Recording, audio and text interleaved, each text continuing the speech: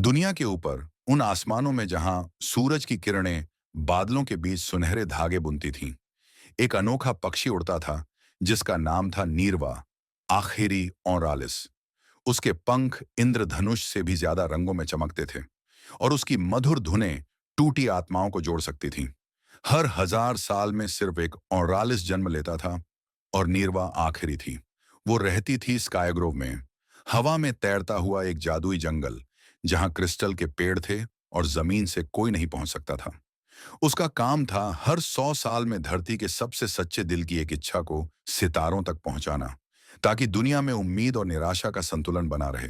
लेकिन इस बार धरती से कोई इच्छा नहीं आई, केवल दुख की गूंजें थीं, युद्ध, लालच, टूटे सपने। नीरवा के पंख मुरझाने लगे।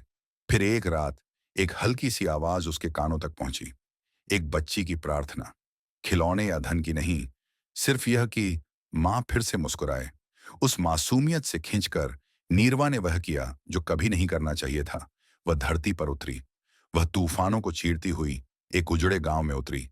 वहां उसे मिली अनवी, एक छोटी बच्ची जिसकी आंखों में सितारे थे। नीरवा ने अपनी जादुई धुन गाई। गांव फिर से हरा हो गया। मां की आंखों में रोशनी लौटी। लेकिन जैसे ही नीरवा वापस उड़ने लगी, एक काली हवा ने उसे घेर लिया। उसका शरीर धीमे धीमे चमकते कणों में बदलने लगा।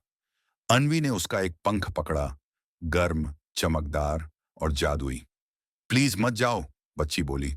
नीरवा ने पहली और आखिरी बार इंसानी भाषा में कहा, जब भी कोई किसी और के लिए सच्ची इच्छा करेगा, मैं लौट आऊंगी। और वह आकाश में घुल गई। आज भी कहा जाता है, जब कोई बच्चा सच में किसी की भलाई की इच्छा करता है, उसकी खिड़की पर एक चमकता हुआ पंख गिरता है। नीरवा फिर कभी नहीं दिखी, लेकिन उसकी यादें और जादू अब भी दुनिया में उड़ते हैं।